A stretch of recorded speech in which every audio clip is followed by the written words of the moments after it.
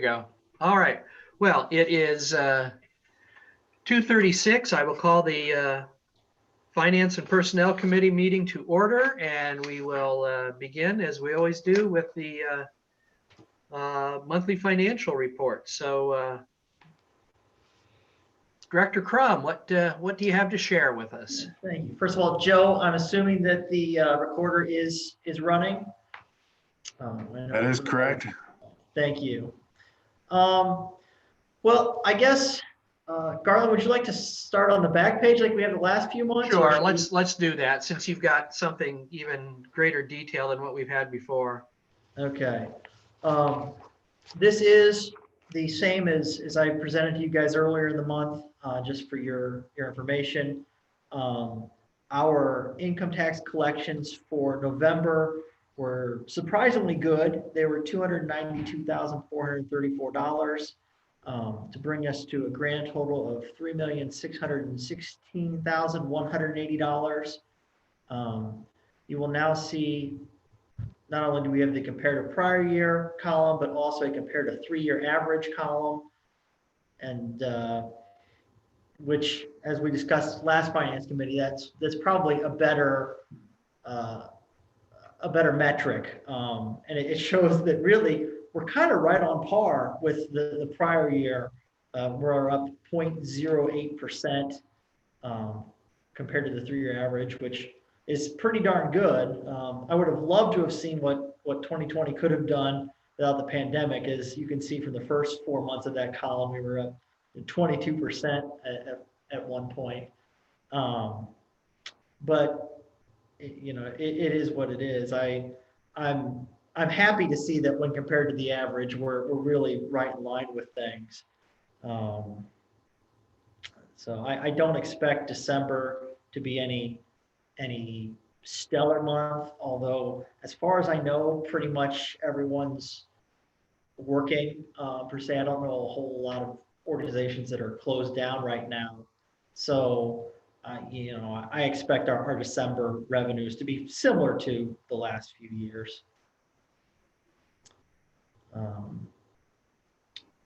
But yes, at some point during the meeting, I'd like to discuss kind of sort of my thoughts for next year's income tax collection. Would you like me to do that now, or? Sure. Okay. So, the logic in me says we should be down a lot in 2021. But I'm struggling to find some real support for my gut feeling. And I say that because we've been in contact with most of our major manufacturers, and they are up and running, and some of them are actually adding shifts. So short of another strong wave of the pandemic that actually closes them, which we're seeing 10,000 cases a day and they're powering through, I'm kind of at this point expecting them to stay open. So, that brings withholding. I think withholding will be down a little bit compared to the average. I think this year we're down withholding like 5% or so. My withholding numbers. We're down 6% right now withholding for the year. When I'm projecting, I'll probably estimate withholding to be kind of similar to 2020. So it'll be another down year for that. As far as tax returns, I know that individual income tax returns are going to be down, because we definitely will not get any money from the time that people were on unemployment. So, I'm going to project a 5% reduction in income tax revenue. It's tough to say just how many people were on unemployment versus how many were getting PPP money, which will be taxable to us. So I'm kind of using an educated guess on that. I'll try to maybe get in contact with some folks over at Job and Family Services and see if I can't figure out for the county how many people were on unemployment for the year, and maybe try to base some better knowledge off of that. Now, when you said down 5%, you mean across the board or in just one of those categories? Just the category, the individual income tax return category. I Okay, think will be down 5%. Business returns, I actually expect those to be kind of break even with maybe the 3-year average. The reason I say that is we were very lucky in the community in that a lot of our big employers never really closed during the pandemic. And also the PPP money, it does look like, well, the IRS has issued guidance that if you think you're going to get the loan forgiven, you should record that in this year. And while technically it's not it's a non-taxable income item, the expenses associated with it are going to be non-deductible. So essentially, it's, you know, if you got $100,000, you're going to report an extra $100,000 net income.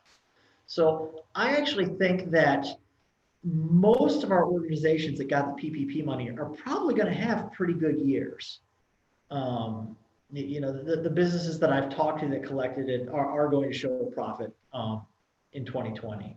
So I don't see any real reason for that line item of our income tax collections to be grossly reduced. So, you know, it's as much as I want to say it's, you know, we're going to need a 10% reduction in income tax, I'm not really seeing the justification for that. So I'm probably going to go just as a conservative number and just say maybe a 5% reduction in income tax as far as appropriations go. But as we'll talk about as we get later through the report, we're actually going to start the year on a pretty good starting point. And we'll talk about that more on the next page. But we have received some funds. We were allowed to put, I think we moved 172,000 of the CARES Act money we received to police and fire wages. We could actually justify more than that, but that's all we had available. We've as Amber will talk about shortly, we've received some more money we didn't. You want to chime in, Amber? It was a surprise. It's one of those problems it's a good problem, but it's still a problem. I received a check today from the county, $71,795.92. I also received from the county the money I was expecting for the health department, which was like $207,000, another $11,800. But that was already grants that I knew were coming. You know, they're to help pay for like the contract tracing vaccines, you know, things of that nature. So I knew about that money. The $71,000, I had no idea. Mayor had no idea. Brian had no one remembers hearing anything about it. So I called the county, and it's more CARES fund. Which the invoice was dated December 2nd, so they could have at least called us and let us know it was on its way, because they received it unexpectedly too. We still have just to the end of the year to spend it. And I was pretty frank with the lady, Diane, at the county. I'm like, what am I supposed to spend it on? Did they extend it? She's like, no, not yet. Not that we know of. I'm like, okay, how am I supposed to spend this? She's like, I don't know, was her quote. She suggested maybe payroll somehow. She said my reaction was the nicest reaction she received today. Yesterday, any of the municipalities, this was coming. we're very nice here in Shelby. I know how to stay professional, I guess. So, so we have $71,795.92 to now figure out how to spend. My last, if it is anything payroll related, my last payroll is Monday, as in I need to have it verified, submitted, because there's a holiday next week too. So it needs to be done by 4 o'clock Monday if it's payroll related. Obviously the employees here, their attitude's like, oh, they want a bonus, blah, blah, blah. I don't know how to make that work. We could do something similar like what we did before, where we just offset the wage line item. I don't know if we want to spread it out a little bit more of the other funds or not. I don't know the justification. This would pay for a new roof on this building, obviously, but again, you got to relate to coronavirus and stuff. So outside of wages, I don't know how else to spend the money last minute. That's my 2 cents. Yeah, I think, based on sort of our research with the police and fire wages for the Oh, you cut out, Brian. last round, we definitely like, I don't have my calculations in front of me, but we definitely can justify more than the 172,000 that we originally sent or originally transferred to fire and payroll wages. So probably the easiest thing to do would be to say, okay, well, this amount is also for fire and police wages. And I'll have the paperwork back up for it. And then just do a journal entry to reimburse essentially those wages.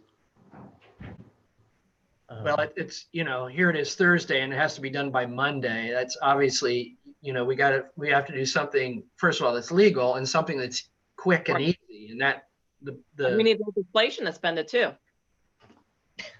Last minute. Yeah, so true. So we need to decide today what we're doing with it, basically. I mean, there is a sense of urgency on this. Okay, so I will be adjusting that legislation to increase some line items that's on Monday's agenda to increase it for this 283 fund wage line item. And then we'll just do that transfer unless someone has an objection to that. Mr. Martin? That works. All right, Yeah. great. Well, that's going to help December's financials. Thanks, Amber. It was a surprise to me too. That's fabulous. I think And of that old song, Pennies from Heaven, and I'm not sure these came from heaven, but it's amazing. And along the same line items, as I've kind of mentioned before, and we have not seen the check yet, and I do not know the official amount, but the Bureau of Workers' Comp is sending extremely large checks out to companies. I know our last one I think was $93,000, and that was of a $1.5 billion dividend that they're giving. Now they're giving a $5 billion dividend. So I wouldn't be surprised to see a check for 300 grand come in the mail any day now. well, it would be nice to get it obviously before the end of the year. Of course, the state's fiscal year is not a calendar year, so they have no particular urgency to get those things out to anybody, so that they can deposit them by the 31st. Yeah, so we'll see how it goes. From my reading so far, there's no criteria as far as how you spend it. I think in their wording, they would like you to spend it for the health and well-being of your employees, but that might just be the keeping your employees employed. Well, staying in the black is, takes care of the health and welfare of our employees and the citizenry. So yeah, so true. So, it's very odd in that all of a sudden in the last few days, we finally seen some assistance from various agencies to help us out with our budget. And yeah. I mean, that was a sense of urgency from them. They're behind. So, yeah. okay. Well, let's continue with the financial statement. Let's go to the front page and work our way down. We've kind of talked around the general fund, but let's look at specifics. All right. Okay, the general fund, we have an ending balance of almost $1.2 million, of which 1.04, just over $1 million is after encumbrances. That's up $268,000 for the year. as we mentioned earlier, 172 of that was CARES Act money that was for police and fire wages. But, you know, we're still up 100,000 almost from just operations. So once again, as I've said it before, but kudos to everyone involved for pinching their pennies this year, as we had no idea what was going to happen. I know we spent a lot of time already on that, so I don't want to dwell on a lot of things too much. You know, our street funds and the various paving oriented stuff, those projects are coming to an end. We have a few little things to tie up, mostly paying the bills for potholes and that sort of thing. But those projects are finishing up. Income tax, we see that we've had, well, the 3.6 million's come in, and it's all been transferred over to the various funds it goes to. The health fund, its balance is a 340,000 cash balance, and that was before the 200-ish thousand that came in December. We just got that today. Yeah. Is that real estate? No, it's not real estate tax. It's for, It was coronavirus relief grants. It was one from earlier. We just now saw it. It was 11,800 and some. It was just to help offset the expense with contact tracing from earlier on. The second one was more recent, where DeWine announced he was giving each health department 200,000. That was like, I think 207,000 actually. And we just received those today from Kevin at Richland Public Health. He hand delivered it. So. okay. Boy, I tell you what, the chamber or the county just randomly sends us check. They hand deliver it at Richland Public Health. That's impressive. Yeah. At least we knew it was coming there. That's great. So yeah, health fund is very healthy, pardon the pun. And I know that Dr. Chawla would like to do, would like us to be a part of vaccines and vaccinations and such. So, you know, if we get into that route, I'm sure those monies will help us to do that. Oh, sure. The park fund is also fairly healthy. They have a cash balance of 118,000 in November, about 92 after all said and done. We are down about $8,000 for the year. We did pay off the restroom at Black Fork Commons and everything this year. So between that and of course the pool showed a small loss, but it wasn't terrible. But so nothing surprising there. Not a whole lot through most of the rest of the 200 funds. Let's see, what do we have?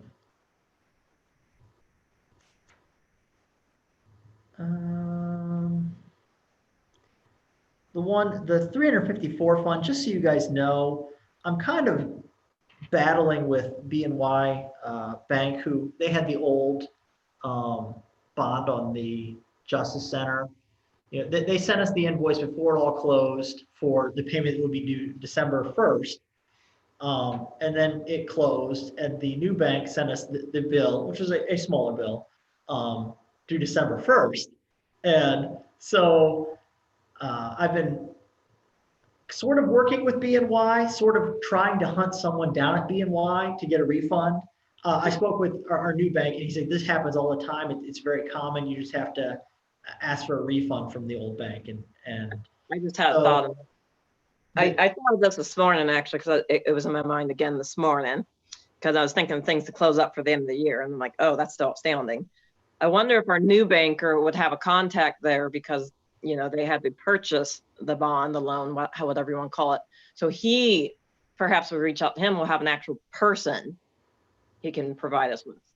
That's a good idea, because they do actually list a person on the invoice, and they give you that person's phone number and email address. Well, unfortunately, his email is not being returned, and no one answers his phone. So my guess is he's no longer at BNY, and nobody is covering for that. I cannot find a phone number for that office with BNY. And I've reached out via their general contact thing to ask for a person, and they have not given me anything. So they make it very hard to reach out to somebody. So I will ask our new banker.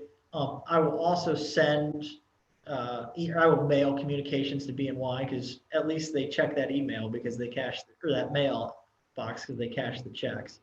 But we will get that back. It'll probably be about $85,000 we will get back shortly. You might, if you send an email to someone, CC it to Gordon and make it clear to your prime recipient that you have CC'd it to the legal counsel for the city of Shelby. That might help to get someone's attention. A good idea. I like that.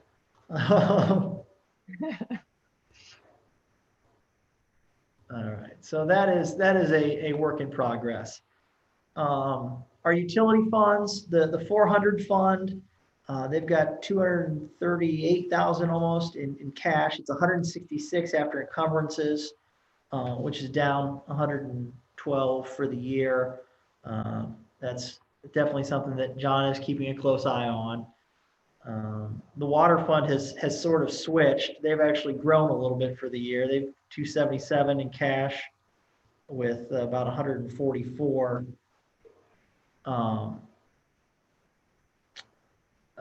after encumbrances. So they're up almost 80,000 for the year. But you know, we're keeping an eye on those, and John's doing a few things to bump those numbers up a little bit. The electric fund is still rather healthy with 5.8 million in it, 4.6 after encumbrances, with which is down 730,000 for the year, but that was expected. One thing that we'll need to do, not just for the utilities, but for every place, is to cancel out purchase orders just as quickly as possible, so that because before council can adopt an appropriations ordinance, we have to have an amended certificate with the carryover balances, and we want those carryover balances to be as high as they possibly can, and we need to cancel out purchase orders to do that. Now I know in the electric that's, you know, it's 1.2, but you know, that's purchase power. We know what that one is. But you know, we look at some of the others, you know, in the water, you know, there's 133,000 in encumbrances there. You know, and this is something I harp on every year, and I know that Brian, you and Amber are good in dogging department heads to cancel these purchase orders out, because you know, otherwise it's money that can't be considered for appropriations. Yep. Makes sense. That is one of my many December projects I'm working on. So we've been picking away at it. They've been hounded quite a bit. They have their new purchase order cut off tomorrow, actually. Next week's payroll and stuff, that'll take a lot of my time, but definitely, well, I mean, I have to close the systems, you know, the 31st is on Thursday. Mm-hmm. That closing the POs and all that, you know, that's, we're gonna work some weekends or whatever, but yeah, that's time the priority, so. And again, the finance department could unilaterally cancel out those POs, but that's not collegial, and that won't make friends, and you know, to do that. They know, I mean, from past experience, they know if there's anyone that I need to close, it just gets closed. Like, you can always reopen it later, but if it's a 2019 one, they know that has to be closed. And there's others, if they remain like January or something, it's like, that's probably gonna get closed too. And I don't normally ask their permission, we just kind of do it. Well, yeah, you start with the oldest POs and cancel them first, obviously. I mean, there's a strategy to it, but they're pretty good about reviewing that list. Okay. I will give them, so. What else we have here? Hospitalization, it's still a pretty healthy balance at 638,000 at the end of the month. It's up 240 for the year. We have kind of started to see a reduction in that. I'm really hoping that that the city employees are allowed to get vaccinations quickly, because if we start getting some hospital stays due to COVID-19, it could hurt that fund really fast. So fingers crossed, everybody stays healthy at city. Well, let's talk about the health insurance. What's the good news or the bad news for the premium increases? It's still that, what I quoted you earlier, like 2.6%, I believe, was the increase for the premium. It's like 1691, and then the family plan down 770 something for a individual plan. So we contribute about 132,000 every month towards it currently. Looking at the latest for November, yeah, it's had slight declines the last couple of months because now people are able to get their outpatient procedures done, things of that nature. We have had a couple more coronavirus, like people have tested positive or they've needed testing, and maybe even one did have to be hospitalized for it. So the health fund has taken a small hit the last couple of months. Nothing major, nothing alarming, nothing unexpected, to be honest. And it's the end of the year, people are trying to get everything done to meet their deductibles. So I mean, in all reality, I feel it's a pretty good picture myself. Yeah. Now, so the premium is up 2.6%. Yes. What changes in the insurance are there? Nothing. Nothing. Okay. Nothing in 2020. Well, that makes life simple. We don't have to take that to city council then. So. Nope. Okay. We have the opportunity to switch like our consultants. We haven't made a final decision on that yet. If we want to do that, if we even feel it's necessary to do that. And then there's talks, of maybe doing a little restructuring and like talking about in 2021 and implement in 2022, but that's just in the early stages right now. And of course, you'd be included in that discussion if we wanted to make any changes there. Okay. Well, so much for page one. Let's scoot on. It's after 3 o'clock already. Okay, I'll keep that pretty quick. Overall, our revenues exceeded expenditures by 75,000 for the year through November. So that's pretty good. It's not quite the 466,000 we had going last year, but I'm still happy with that. And then of course, general fund is up 268,000 as we discussed. Nothing too surprising on the revenue section there. You will see the income tax transfers are down 35,000 to the general fund. But we've definitely made up for it in all kinds of random funding here in the last few days. Expenditures in the general fund, they're actually down 5% for wages. I think on another page, it's got the city, which is up. Is that police and fire vacancies? Steve, you might have that answer. How many vacancies do we have through the year? I know we've had definitely some holes here and there. What you're speaking of over the year, or are there any now? Yeah, why are general fund wages down 5%? Oh, Money, Brian. Remember? I'm sorry? You transferred that money. Oh yeah. Duh. That's a part of it. That's a huge part of I'm it. an idiot. Oh, thank you, Amber. Yes. We did have some vacancies. The fire department had a brief vacancy. It's been filled, so they don't have any open positions. The police have maybe one, and he's kind of holding off hiring anyone until he sees how general fund does. I think right now maybe that's his thought, because he doesn't want to get to the point where he has to lay anyone off. So he's just he's not in a hurry to fill that. Overtime sometimes comes in there as well. It has an effect, but yeah, I think your first answer, Amber, was right on. Look, I did that last month. I can't even remember that long You ago. better write yourself a little note in there. Yeah, I know, right? I should have. Brian, that was your first journal entry. Don't you remember that? I know. I should have framed it on my wall. The first journal entry down at the city. But yeah, so that would be why that's down 5%. Okay. Nothing too surprising with capital improvements, and we spent a little more money than we brought in, but that's okay. We're still at a healthy balance there. And we talked about the police court fund and why that's or what that's doing.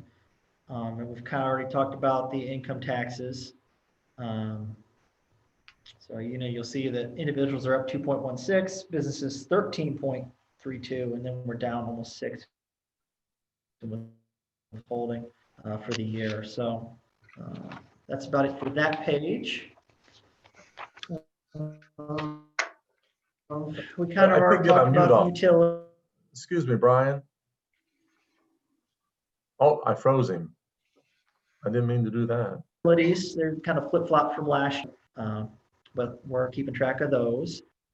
Hey, Brian, Brian, you cut out on us. you cut out, but just before, when you turned the page, I couldn't hit my mute button soon enough. I'm wondering if we might have the same advantage under the 220 to have a 3-year look back column there as well, just for a point of reference.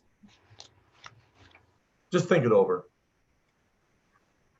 You see what I'm saying? Like we do on the very last page, instead of just comparing with the year before, maybe with that 3-year average Yeah, I can do that. comparison. I think it'd be interesting to see that, because I think that's been an excellent idea to have that 3-year average.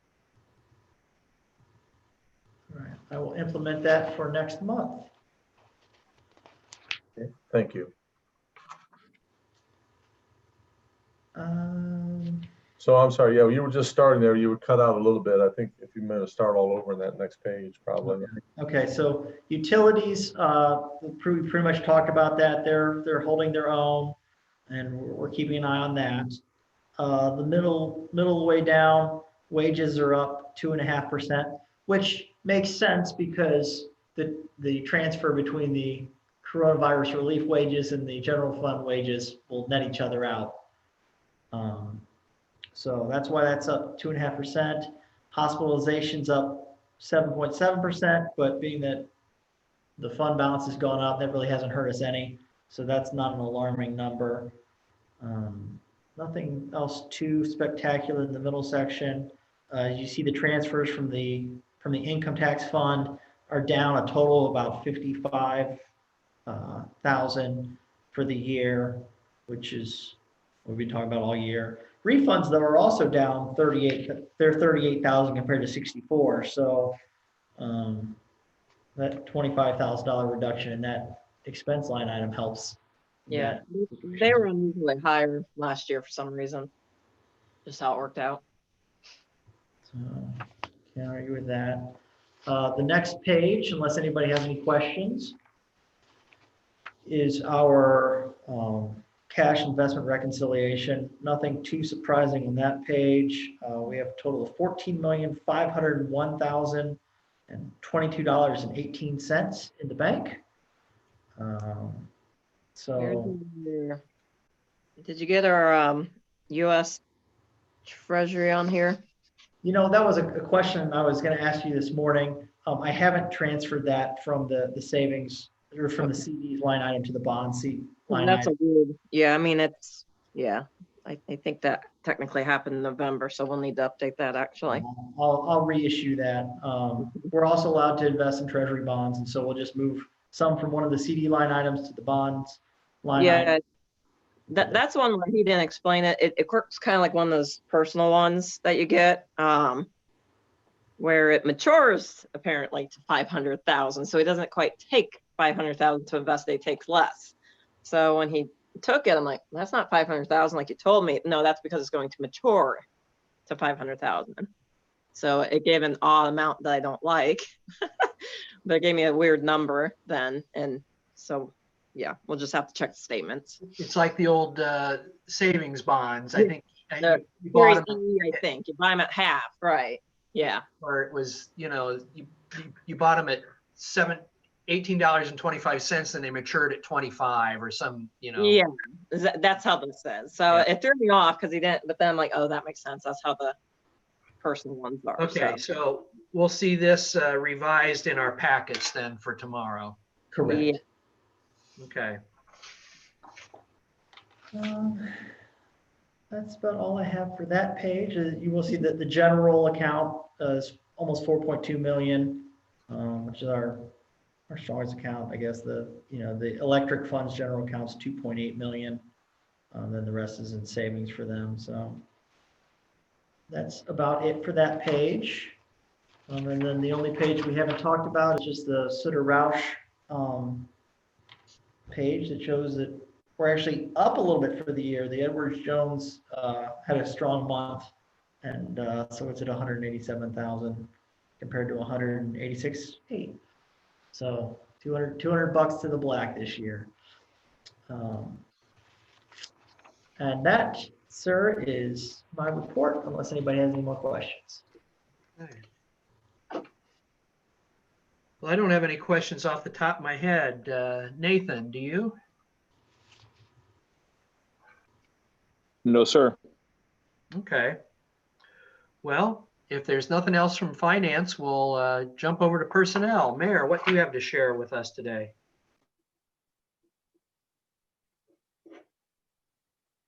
You're on mute.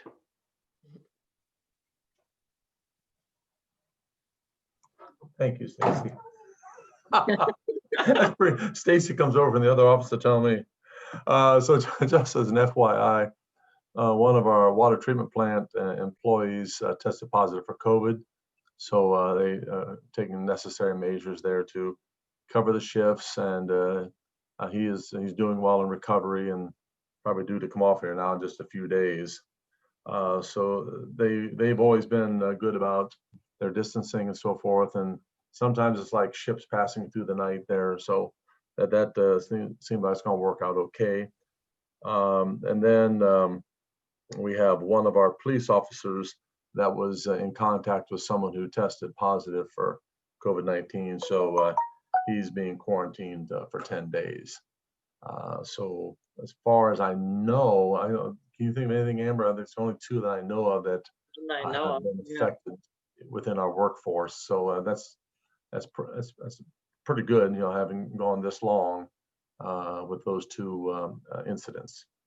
One just simply being quarantined at this point. The other, of course, actual positive test. There may be some movement at the police department. There's been talk maybe of retirement, resignations over the next weeks or months. So we'll keep an eye on that as well. But I think it's about it. Can you think of anything else, Amber? I was just thinking, I don't think there's been any real shifting around. They have that part-time firefighter, Phil Brook, he retired, and they gave him a nice little kudos, that was nice. And then his replacement he picked up his packet. His last name, I think it's Joshua Gertz. So Gortz, sorry. Works, yeah. So he picked up his packet and stuff. So we should see his swearing in coming soon. Good. Okay. That's about it. Mayor, Go ahead. will you have an update with FOP negotiations for us on Monday? Yes. Okay. I'll give an update Monday. Okay. Thank you for reminding me. Okay. But that's about all I have in that regard. Okay. Well, that's it's good to have nothing significant to report regarding personnel, because those get to be they bog you down, don't they, Mayor? Sure do. Hey, Yeah. you're right. By Yeah. experience. Yeah, been there, done that. Yeah. Okay, is there anything else for finance and personnel today? Mr. Martin, do you have anything? Sure don't. Okay. In a couple of my professional magazines that I've torn them apart, and I think just about everybody here has gotten copies of various things. So, Thank you. it's no one has a crystal ball. We never do, and even if we had a crystal ball, it would probably be fuzzy at best. Not very crystal, but I'm gratified to see, particularly in the general fund, these these numbers and balances this late in the year, and particularly comparing them to the beginning of the year. Who would have thought 6 months ago that we would have numbers this good. Some of it, of course, is because the wage things have been deferred into the CARES fund line item.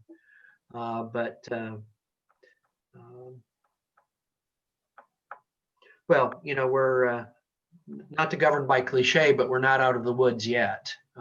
It's still going to be incumbent upon both the legislative branch and the administrative branch to be very judicious in our decision making. So, all right. Well, if there's nothing else, we will adjourn. It is 3:16 p.m. Good afternoon, everyone. And Nathan, you've got some breathing time before your next meeting. Very good. Good afternoon. Thank you. Bye, guys. Later. Bye-bye.